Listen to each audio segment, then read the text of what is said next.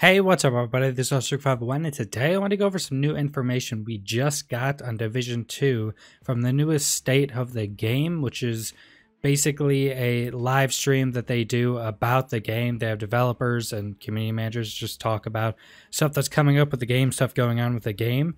And this one is pretty important because we got the official release date of Tidal, Basin, and World Tier 5, and that comes out April 5th. Now, we get a bunch of stuff with this, so that's pretty much what I want to go over today, everything we get with the Tidal Basin update. Now, we will pretty soon also be getting another update that's more bug fixes and stuff like that. It will be coming soon. They talked about a bunch of that stuff. You can go watch the live stream if you want to watch all that stuff. It's probably already on the official YouTube channel and on their Twitch channel. But they go over a bunch of patch notes and stuff like fixing the left ability glitches that put them on a 15-second cooldown and some other stuff. But all of the new stuff that we're getting next week, which April 5th is next Friday, basically, all this new stuff we get Tidal Basin, which is the final stronghold, which is a Black Tusk stronghold. And they talk quite a bit about this, that this place is absolutely massive. And since it's not an actual thing that's in DC in the real world, they basically got to fully customize it however they wanted. They say that they do have some of the craziest boss fights in there that they've done so far in both games. So we can expect some pretty cool boss fights going on in there. They said it's pretty massive, so it's about the size or bigger of Roosevelt Island. So it's going to be a massive one. I'm assuming it's probably going to be technically the biggest or longest stronghold in the game. It sounds like it's almost going to be kind of a bridge between a stronghold and a raid. So the size and the boss fights and stuff like that kind of sounds like they're building it a little bit as that.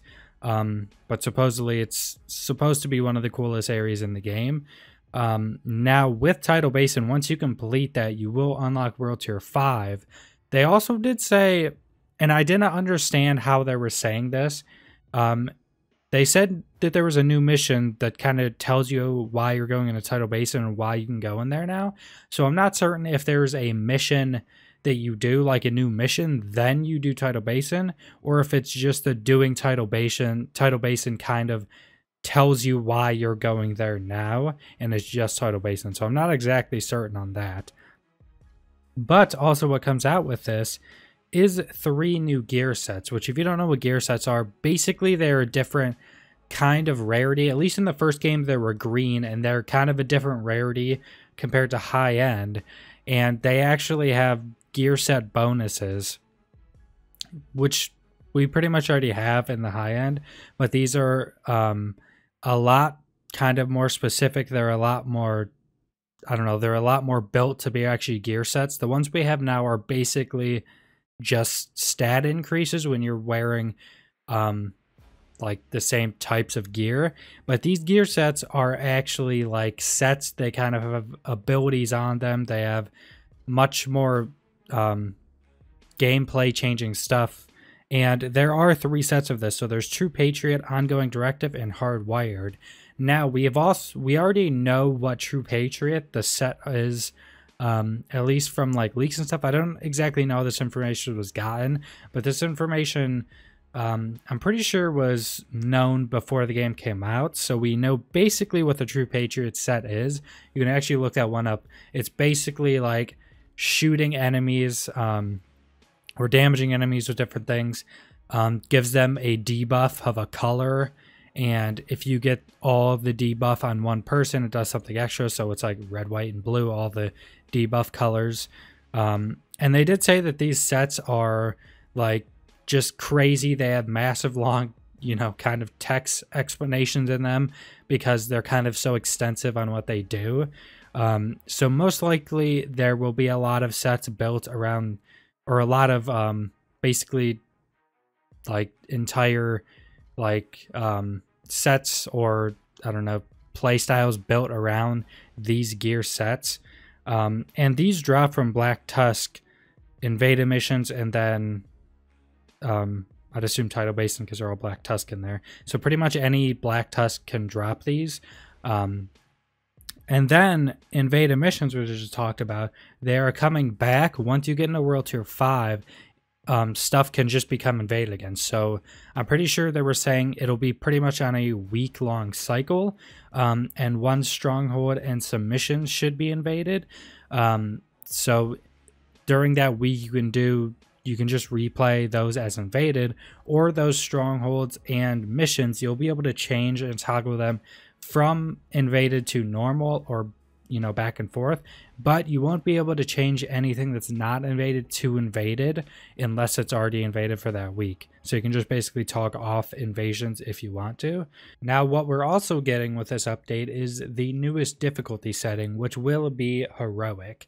Now, we already kind of have a glimpse of what heroic will be, because if you've done alert level 4 control points, those are actually considered to be heroic difficulty. If you've ever done them, they're absolutely ridiculously hard. I've completed one. It really wasn't worth it right now, but basically that's the difficulty will be. And what they said with these heroic missions in strongholds and missions and stuff like that, that there won't be any markers to show you where to go, and they're just going to be ridiculously hard. And I'm not certain if the fights are going to change up inside of them just in that difficulty. So I don't exactly know that. I know they talked about how this is going to just be absolutely ridiculously hard, and also that it's not, you don't have to do these, but that heroic missions drop more gear and they drop, for the most part, better items. So basically what they're saying is that it tends to drop items towards the higher end of your gear score. And basically what I took that as right now, say if you're just out in the open world killing stuff, looting chests, whatever, pretty much everything you get is going to be 450. But if you open up the level up caches you get, this is if you're like max gear score in World Tier 4. If you open up the caches, stuff can be like from 451 to 454, just baseline, not recalibrated to be higher.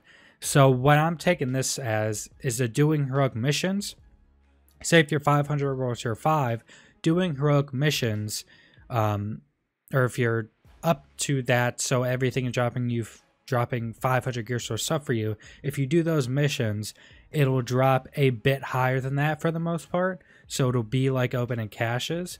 And these missions are just supposed to be, ridiculously hard. They're just a higher difficulty. Also, they said that the first gear set pieces you'll get will be from the last boss in Tidal Basin. So I'm assuming this is a one-time thing either per week, or also they did say that there would be like a one-time completion of Tidal Basin per week that gives extra loot. So I don't know if it'll just be the first time you complete it, if it's guaranteed gear score stuff or new gear set stuff, or if it's the one-time completion per week, like quests that you get, if that will give you guaranteed gear set pieces, because these gear sets will want to be farmed so much. Everyone will just be doing evaded stuff once they get up to it.